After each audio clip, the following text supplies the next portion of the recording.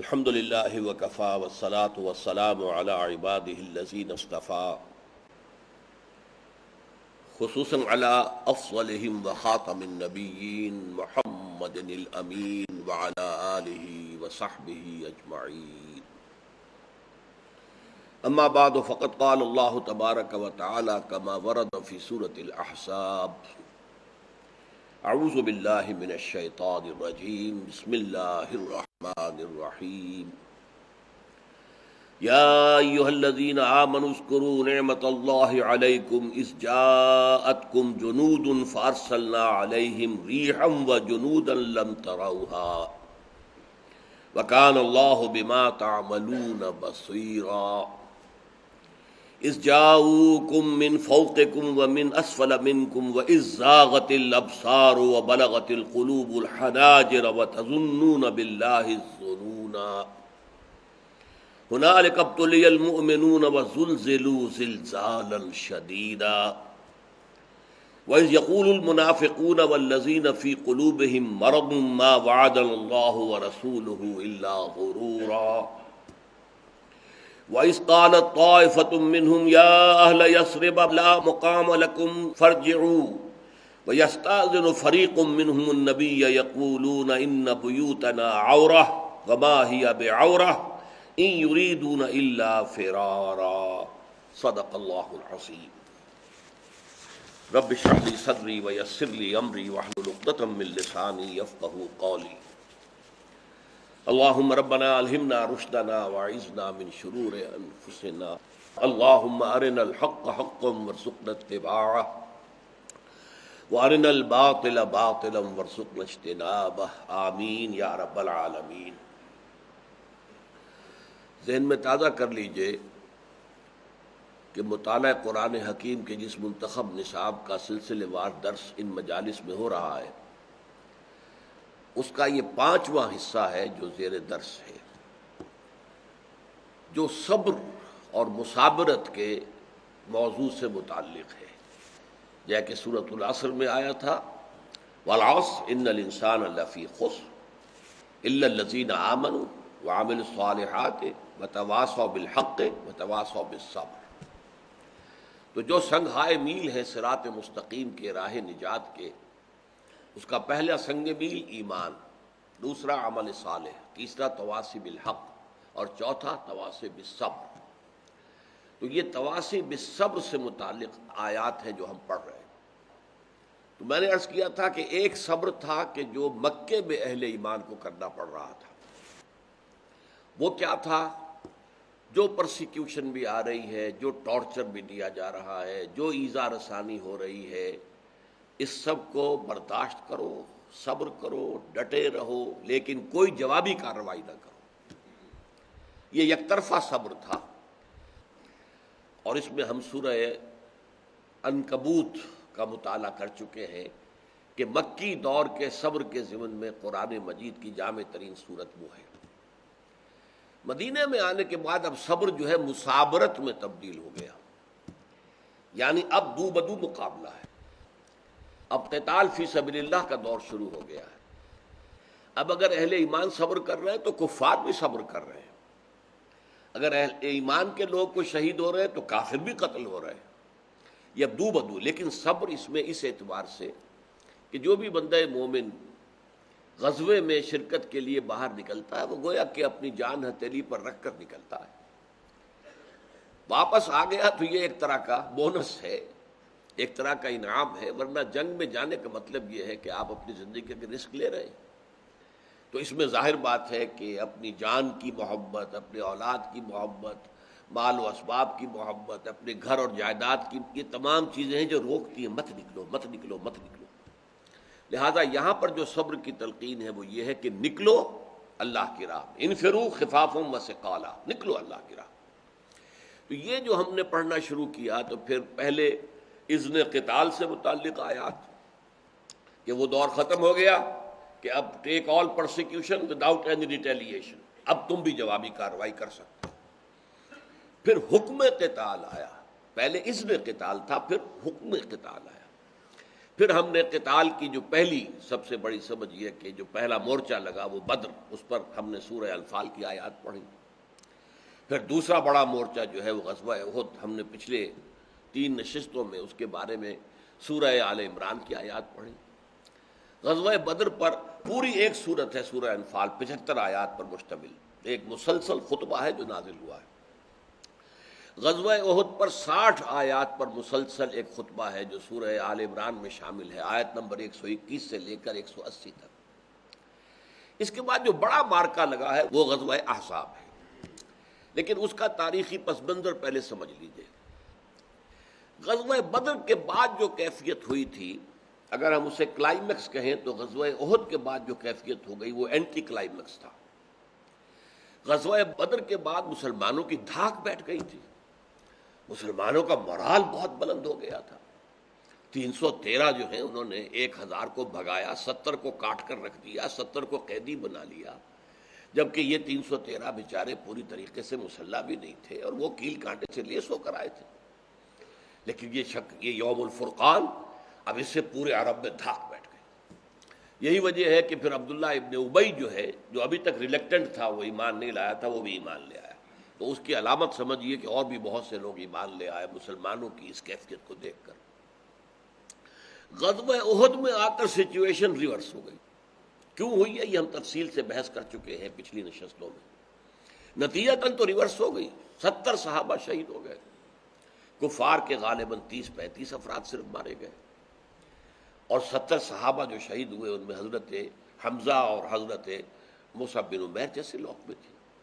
حضور جو ہے آپ کی وجہ سے تو خبر اڑ گئی تھی کہ آپ شہید ہو گئے، لیکن یہ کہ بہت زخمی ہوئے اور اتنا خون گیا کہ بے ہوش ہو گئے۔ اس سے یہ کہ ایک دم مورال ڈاؤن ہوا مسلمانوں کا، خاص طور پر جو ابھی نئے ایمان لائے تھے، ابھی ان کی تربیت نہیں ہوئی تھی، ابھی تعلیم کا موقع نہیں ہوا تھا۔ یتلو علیہم آیاتہ ویزکیہم ویعلمہم الکتاب والحکمہ کا عمل ابھی ان پر پورا ہوا ہی نہیں تھا، لہذا ان کے اندر مورال گرا، حوصلے پست ہو گئے، اور دشمنوں کا مورال ایک دم بلند ہو گیا کہ یہ ہم نے ان کو سمجھا تھا انوینسیبل، کہ ان کو شکست نہیں دی جا سکتی، ان کا تو یہ حال ہو گیا۔ لہذا ایک دم جو فضا بگڑی ہے اس کو بحال کرنے کے لیے ریہیبلیٹیشن، پھر حضور نے پے بپے غزوات، چھوٹے چھوٹے غزوات اور سریے چاروں طرف آپ نے جو ہے بھیجے ہیں، چھاپہ مار دستے اور سریے اور غزوات جن میں آپ بھی گئے ہیں۔ یہ بالکل سمجھیے جیسے غزوہ بدر سے پہلے 8 وہ جو مہمات تھیں، جن میں 4 میں حضور بھی شریک تھے اور 4 میں آپ نہیں تھے، بلکہ آپ نے صرف ایک دستہ بھیج دیا تھا کسی کی سربراہی میں، تو انہی کے مماثل ہیں یہ غزوہ احزاب سے قبل کے جو ہیں یہ 7 مہمات ہیں۔ پہلا غزوہ حمراء الاسد شوال سن 3 ہی میں ہو گیا۔ سریہ ابو سلمہ یہ محرم سن 4 میں ہوا۔ نجد کے بنو اسد قبیلے کے بارے میں معلوم ہوا تھا کہ وہ حملے کی تیاری کر رہے ہیں، تو حضور نے پھر پہلے ہی اچانک ان پر حملہ کیا حضرت ابو سلمہ کی سرکردگی میں، اور بہت کامیابی ہوئی۔ یہی معاملہ ہو رہا تھا حذل کی طرف سے، خالد بن سفیان حذلی، کہ وہ بھی معلوم ہوا تیاری کر رہا ہے، حملہ آور ہونے والا ہے، تو آپ نے عبداللہ ابن انیس کی قیادت میں ایک سریہ بھیجا اور اس کو بھی بہت بڑی کامیابی ہوئی۔ پھر غزوہ بنو نذیر، آپ کو معلوم ہے، اگرچہ میرا بیان میں یہ بات نہیں آئی ہے، کہ غزوہ بدر کے بعد شرارت کی تھی بنو قینقاع، یہ جو 3 یہودی قبیلے تھے جن سے حضور نے مدینے آتے ہی معاہدے کر لیے تھے، مدینے کا جوائنٹ ڈیفنس پیکٹ، کہ اب مدینے پہ کوئی حملہ آور ہوگا تو ہم مل جل کر مدافعت کریں، تو اس کی خلاف ورزی کی سب سے پہلے غزوہ بدر کے بعد بنو قینقاع نے، تو انہیں جلا وطن کیا گیا، مدینہ چھوڑ کر نکل جانے کا حکم دے دیا گیا۔ غزوہ احد کے بعد یہی حرکت کی بنو نذیر نے، تو بنو نذیر کا جو ہے محاصرہ کیا گیا، اس کا ذکر جو ہے قرآن مجید میں سورہ حشر میں ہے، اور ان کو بھی پھر ملک بدر کر دیا گیا، مدینے سے نکال دیا گیا۔ یہ دونوں قبیلے جا کر شمال میں خیبر میں جو بڑا گڑھ تھا یہودیوں کا، وہاں جا کر آباد ہو گئے۔ پھر غزوہ نجد ہوا ہے ربیع الاخری اور جمادی الاولی سن 4 میں۔ پھر غزوہ بدر دوم، یہ ہوا تھا کہ ابو سفیان جب غزوہ احد سے واپس جا رہا تھا، یا جا رہے تھے، اس لیے کہ بعد میں تو ایمان لے آئے، صحابی ہیں، تو انہوں نے کہا تھا اب اگلے سال پھر مقابلہ ہوگا بدر میں. تو حضور نے صلی اللہ علیہ وسلم اس چیلنج کو پیش نظر رکھتے ہوئے آپ خود بدر میں پہنچ گئے. آپ نے وہاں کیا خیمہ لگا لیا، لیکن آپ کی اس پیش قدمی کا اتنا روب پڑا ابو سفیان پر کہ اس نے وہاں آنے کی ہمت نہیں کی. حالانکہ حضور صلی اللہ علیہ وسلم وہاں پر 8 دن تک مقیم رہے. یہ شعبان سن 4 کا واقعہ ہے.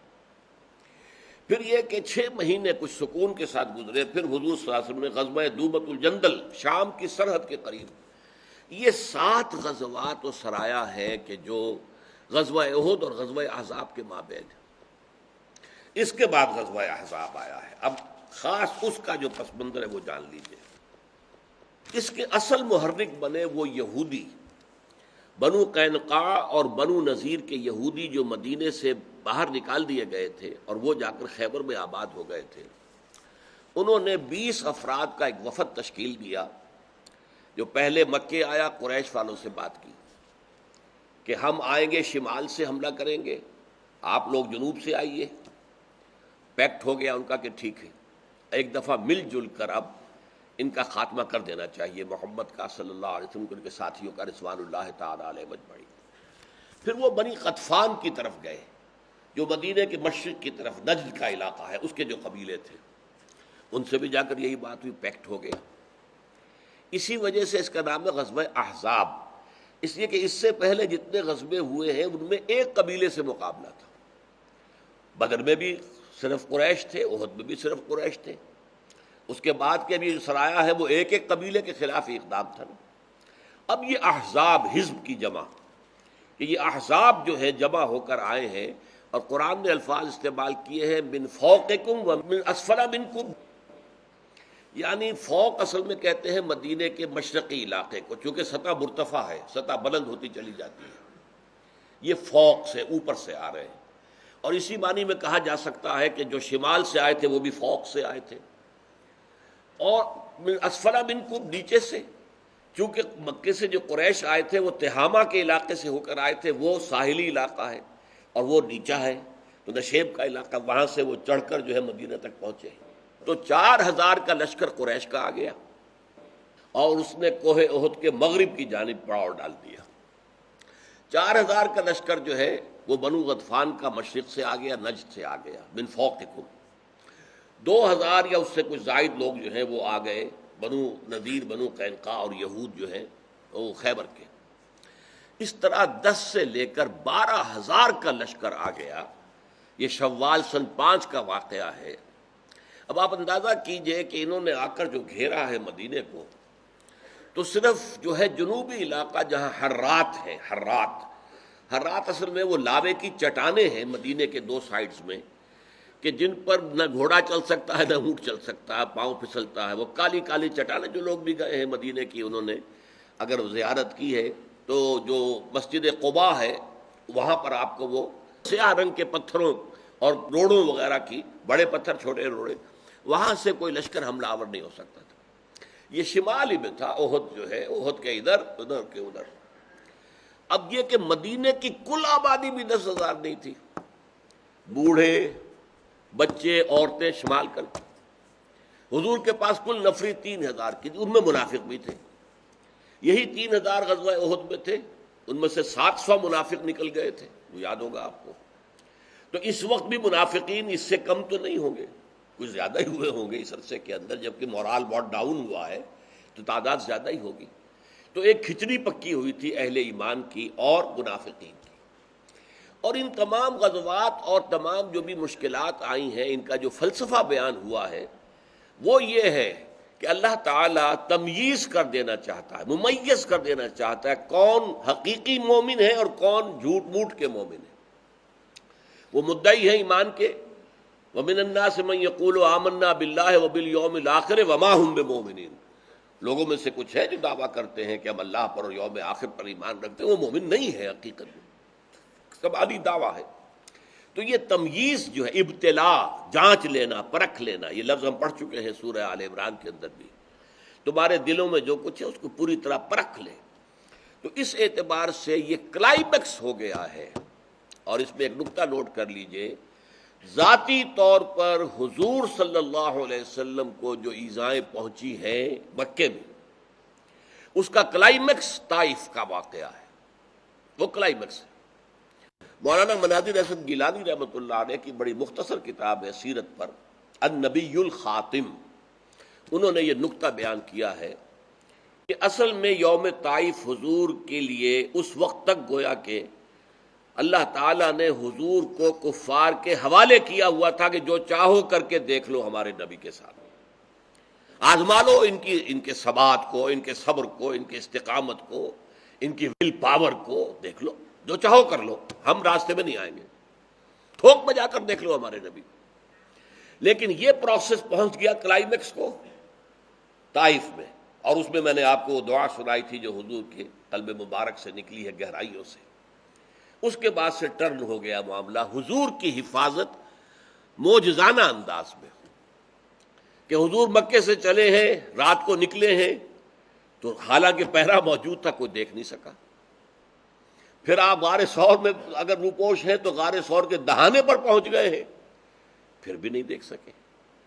پھر جب سراقہ جو ہے وہ آ گیا ہے آپ کے قریب پکڑنے کے لیے تو اس کے گھوڑے کے پاؤں دھس گئے، دوبارہ نکل کر کسی طریقے سے آ گیا ہے پھر دھس گئے، تو پھر آ کے معافی مانگی، ایمان لے آیا۔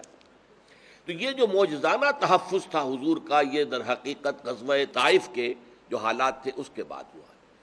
یہی معاملہ مجموعی طور پر ہوا ہے مسلمانوں کی جماعت کے ساتھ، اور کلائمیکس جو ہے اس کا وہ غزوہ احزاب ہے۔ سچویشن ایسی ہو گئی تھی کہ گویا کہ خاتمہ نظر آ رہا تھا، کہ جیسے ایک چراغ ہے صحرا کے اندر وہ جل رہا ہے اور تین طرف سے آندھیاں آ گئی ہیں اس کو بجھانے کے لیے، مشرق سے، مغرب سے اور شمال سے۔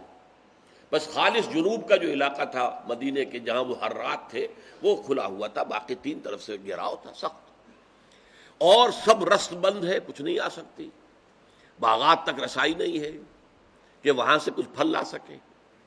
پھر خطرہ ہو گیا کہ بنو قریظہ جو واحد قبیلہ رہ گیا تھا، خطرہ ہی کیا ہو گیا، واقعہ ہو گیا، ان کا عہد و پیمان ہو گیا تھا کہ ٹھیک ہے جب جنگ کرو گے ہم تمہارے ساتھ آئیں گے، ہم پیچھے سے ان پر وہ یعنی جنوب کی جانب سے ہم حملہ کر دیں گے، کیونکہ ان کی گڑھی جو تھی یا ان کا گڑھ جو تھا قلعہ وہ جنوب کی جانب تھا، مسجد قباء کے پاس تھا۔ تو یہ صورتحال ایسی تھی کہ آزمائش جو ہے اہل ایمان کے ایمان کی وہ اپنے کلائمیکس کو پہنچ گئی۔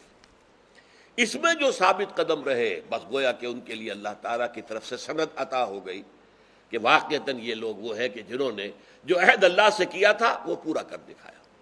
لیکن اس صورتحال میں منافقین کا جو نفاق دل میں چھپا ہوا تھا وہ ان کی زبانوں پر آ گیا، یعنی جو اصل مقصد تھا وہ حاصل ہو گیا، سفٹنگ ہو گئی، تمہیس اسی کو کہتے ہیں۔ جماعت مسلمین جو تھی اس وقت، جس میں منافق بھی تھے اور مومنین بھی تھے، ان کی سفٹنگ ہو گئی، ان کی تمحیص ہو گئی، چھان پھٹک ہو گئی، یہ منافق ہیں یہ مومن ہیں، اور یہی در حقیقت ابتلاء اور آزمائش کا مقصد ہوتا ہے۔ اس کے بعد ہوا کیا، وہ حضرت سلمان فارسی رضی اللہ تعالی عنہ کے مشورے پر جدھر سے حملے کا اندیشہ تھا خندق کھود لی گئی، اور یہ کہ خندق کے پار اب وہ آ نہیں سکتے، ڈیرا ڈال کے وہاں پہ بیٹھے ہوئے ہیں۔ وہ صرف ایک شخص تھا اور وہ عجیب انسان تھا، 90 برس کی عمر تھی، عمرو ابن عبد ود۔ ود جو ہے یہ بھی پرانے زمانے کے دیوتاؤں میں سے عبد ود، ود کا بندہ اور غلام، عبداللہ کی بجائے اور عبد الرحمن کی بجائے۔ 90 برس کا نہایت قوی ہیکل، بہت شجاع لڑاکا جنگجو، اس نے جو ہے گھوڑا تیز دوڑایا اور ایڑ لگائی اور خندق کو پار کر کے مسلمانوں کی طرف آ گیا۔ ورنہ عام حالات میں کیا ہو رہا ہے، ادھر سے تیر چل رہے ادھر سے تیر چل رہے، بس اس نے آ کر مبارزت طلب کی کہ ہے مسلمانوں تم میں سے کوئی جو مجھ سے مقابلہ کرے۔ حضرت علی نکل کر آئے، وہ ہنسا۔ حضرت علی کوئی طویل القامت انسان نہیں تھے، بلکہ عام معیار سے کم تھا قد ان کا، ہنسا۔ پھر یہ کہ ابھی تقریباً 30 کے آس پاس تھے، 30 سال کی عمر۔ تو اس نے کہا دیکھو بھائی، میرا ایک دستور ہے، قاعدہ ہے کہ میں جب بھی کسی سے جنگ کرتا ہوں تو اسے پہلے میں 3 خواہشات کا موقع دیتا ہوں کہ اپنی 3 خواہشیں پیش کرو، تو ان میں سے کوئی ایک تو میں ضرور پوری کر دوں گا اس سے پہلے کہ میں تمہیں ختم کر دوں۔ تو پوچھو، تم مجھ سے کچھ خواہش ظاہر کرو۔ حضرت علی نے فرمایا میری پہلی خواہش یہ ہے کہ تو مسلمان ہو جا۔ نہیں نہیں نہیں، اس کا کوئی امکان نہیں، ہنسا۔ تو دوسری خواہش یہ ہے کہ تو جنگ سے واپس چلا جا۔ انہوں نے کہا یہ بھی ناممکن ہے۔ تیسری خواہش یہ کہ آ اور میرا مقابلہ کر۔ اس پر اس نے قہقہ لگایا کہ میں نہیں سمجھتا کہ دنیا میں کوئی ایسا شخص بھی ہے جو مجھ سے مقابلے کی مبارزت کر رہا ہے۔ بہرحال پھر جنگ ہوئی، حضرت علی نے اسے واصل جہنم کر دیا۔ باقی تیر اندازی سے کچھ زخمی ہوئے، کچھ حضرات کچھ فوت بھی ہوئے۔ حضرت سعد ابن معاذ کی بازو کی بڑی رگ جو ہے وہ کٹ گئی، خون بہت گیا۔ بہرحال اس وقت کوئی اور علاج تو تھا نہیں، ورنہ تو معمولی سی بات ہے، آج کے زمانے میں تو فوراً جو ہے اس کو جوڑ دیا جاتا۔ وہ زیادہ زیادہ یہ کہ لوہا تپا کر آگ پر وہاں داغا گیا ہوگا، جس سے فوری طور پر تو خون بند ہو گیا، لیکن پھر یہی بعد میں ان کے انتقال کا سبب بنا۔ پھر وہ زخم کھل گیا اور پھر اتنا خون گیا کہ پھر ان کا انتقال ہو گیا۔ اس کا شدید صدمہ حضور کو ہوا، اس لیے کہ وہ انصار مدینہ میں حضور سے قریب ترین تھے۔ جیسے مہاجرین میں ابو بکر صدیق رضی اللہ تعالی عنہ کا مقام ہے، ایسا ہی مقام حضرت سعد بن معاذ کا تھا، یہ انصار مدینہ میں سے۔ بہرحال اس کے بعد کیا ہوا کہ ایک اللہ نے بڑی تیز آندھی بھیج دی۔ یہ تقریباً 30 دن محاصرہ رہا، وہ پڑے رہے ادھر، مسلمان ادھر رہے، شدید ترین بھوک، سردی، یہ سارے معاملات۔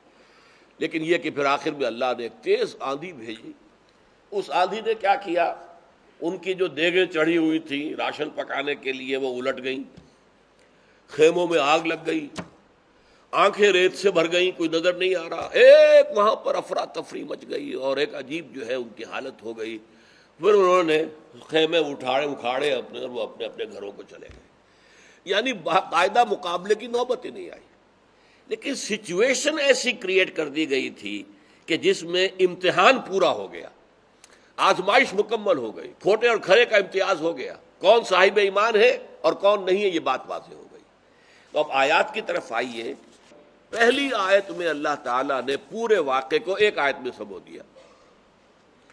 یا ایھا الذین آمنوا اذکروا نعمت اللہ علیکم اذ جاءتکم جنود فارسلنا علیہم ریحا وجنودا لم تروھا۔ اہل ایمان یاد کرو اللہ کے اس انعام اور احسان کو جو تم پر ہوا تھا، جبکہ تم پر چڑھ دوڑے تھے بہت سے لشکر، جنود، اب یہ جند نہیں ہے، حزب نہیں، احزاب، جند نہیں، جنود۔ فارسلنا علیہم ریحا، تو ہم نے ان پر ایک آندھی بھیج دی، مسلط کر دی، وجنودا لم تروھا، اور ساتھ ہی ایسے لشکر بھی بھیجے جن کو تم نے نہیں دیکھا، یعنی ملائکہ، فرشتے۔ وَكَانَ اللَّهُ بِمَا تَعْمَلُونَ بَصِيرًا، اور اللہ تعالیٰ جو کچھ تم کر رہے تھے، ہر شخص جو کچھ کر رہا تھا، جس کیفیت میں تھا، اللہ اسے دیکھ رہا تھا۔ اِذْ جَاءُوكُم مِّن فَوْقِكُم، یہ میں بتا چکا ہوں، فوق کے لفظ کے دو معنی ہو سکتے، شمال سے آئے یہودی، بنو نذیر، بنو قینقاع اور ان کے ساتھ خیبر کے یہودی، اور فوق دوسرا جو ہے نجد کا علاقہ، اسے بنو غطفان اور ان کے بہت سے قبیلے ساتھ جو ہے آئے۔ تو اِذْ جَاءُوكُم مِّن فَوْقِكُم وَمِّنْ أَسْفَلَ مِنْكُم، تم سے نیچے، مدینے سے نیچے بدر کی طرف اترے، اور بدر سے پھر نیچے اور جا کر جو ہے وہ تہامہ کا سفر ہوتا ہے، جو یہ جو پہاڑی سلسلے سے لے کر اور ساحل تک کا جو علاقہ میدانی ہے، یہ تہامہ کہلاتا ہے۔ یہ نشیب میں، ساحل کے ساتھ تو جگہ جو ہے نشیب میں ہوتی ہے۔ اسفل منکم وَإِذْ زَاغَتِ الْأَبْصَارُ، یہ ہے الفاظ، جب نگاہیں، اب اس میں لفظی ترجمہ ہوگا ٹیڑھی ہو گئی، کج ہو گئی۔ ایک ہوتا ہے کہ آپ کسی کی آنکھوں میں آنکھیں ڈال کر دیکھ سکیں، ایک یہ ہے کہ آپ میں جرت نہیں ہے اور آپ اس کی آنکھوں میں آنکھیں ڈال کر نہیں دیکھتے بلکہ نگاہ ہٹا لیتے ہیں، بزدلی کی علامت۔ لیکن ہم جو کہیں گے یہاں ترجمہ کریں گے جب آنکھیں پتھرا گئی تھی خوف کی وجہ سے، دہشت کی وجہ سے، it seems to be the end, اب تو خاتمہ ہو جائے گا، 12,000 کا لشکر، ہم کل 3,000، ان میں بھی منافقین شامل ہیں، 1,000 تو منافق ہوگا، تو اب کیا ہوگا؟ گویا کہ امتحان اپنے پورے کلائمیکس پر آ گیا۔ اِذْ زَاغَتِ الْأَبْصَارُ وَبَلَغَتِ الْقُلُوبُ الْحَنَاجِرَ، اور دل جو ہے وہ آ کر یہاں حلق میں پھنس گئے۔ یہ ہوتا ہے دہشت کے عالم کے اندر معلوم ہوتا ہے، جسے اردو میں آپ کہتے ہیں دل بلیوں اچھل رہا تھا، اچھل رہا ہے دل خوف کی وجہ سے، اور جب اچھلتا ہے تو گویا کہ یہاں آ کر حناجر، یہ جو ہمارے حلقوم ہیں، یہاں پر دل جو ہے وہ آ گیا ہے۔ وَبَلَغَتِ الْقُلُوبُ الْحَنَاجِرَ وَتَظُنُّونَ بِاللَّهِ الظُّنُونَ، اور تم اللہ تعالیٰ کے ساتھ طرح طرح کے ظن کر رہے تھے، یہ کیا ہو گیا؟ ہم تو کچھ اور توقع رکھتے تھے، یہ صورتحال کیا ہو گئی؟ هُنَالِكَ ابْتُلِيَ الْمُؤْمِنُونَ، اس وقت اہل ایمان کا پورا امتحان ہو گیا، ابتلا، امتحان، آزمائش، یہ اپنے کلائمیکس کو پہنچ گئی۔ ہنالک ابتلی المؤمنون وزلزلوا زلزالا شدیدا، اور وہ ہلا مارے گئے شدت کے ساتھ۔ یہ الفاظ سورہ بقرہ میں بھی ہم پڑھ چکے ہیں کہ یہ کیفیت ہو جاتی ہے امتحان اور آزمائش کی سختی کے اندر، جیسے کسی کو پکڑ کر جھنجھوڑا جا رہا ہے۔ ہنالک ابتلی المؤمنون وزلزلوا زلزالا شدیدا وَإِذْ يَقُولُ الْمُنَافِقُونَ وَالَّذِينَ فِي قُلُوبِهِم مَرَضٌ، اور جب کہ کہہ رہے تھے وہ منافق لوگ اور وہ جن کے دلوں میں روگ تھا۔ یہ نفاق کی پہلی سٹیج ہوتی ہے، یعنی ابھی جن کے ہاں نفاق کا بھی آغاز ہی ہوا ہے، پورا تناور درخت نہیں بنا ہے۔ تو یہ دونوں جو ہیں گروہ، ان کا حال ایک دم کیا ہو گیا؟ اذ یقول المنافقون والذین فی قلوبہم مرض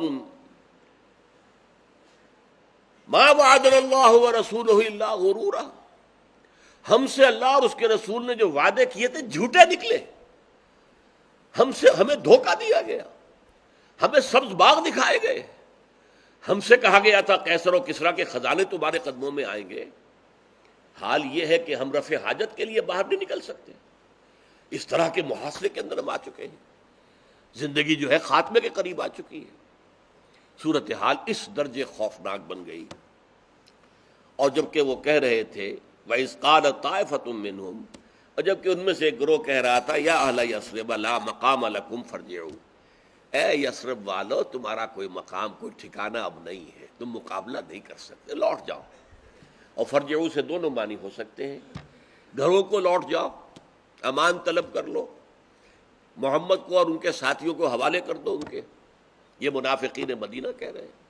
اور ورجعوا کا یہ بھی ہو سکتا ہے کہ تم اس دین میں جو آئے تھے تو واپس جاؤ، پھر اپنے آبائی دین میں کفار میں مشرکین میں شامل ہو جاؤ۔ وَيَسْتَأْذِنُ فَرِيقٌ مِّنْهُمُ النَّبِيَّ، اور ان میں سے ایک گروہ جو ہے نبی سے اجازت طلب کر رہا تھا، حضور ہمیں اجازت دیجیے۔ یقولون ان بیوتنا عورہ، اور وہ کہہ رہے تھے ہمارے گھر کھلے پڑے ہوئے ہیں، غیر محفوظ ہیں، اگر کہیں پیچھے سے حملہ ہو گیا بنو قریظہ کی طرف سے تو ہمارے تو گھروں میں خواتین بچے جو ہیں وہ تو سب کاٹ دیے جائیں گے گاجر مولی کی طرح، تو ہمیں واپس سے جانے کی اجازت دیجیے۔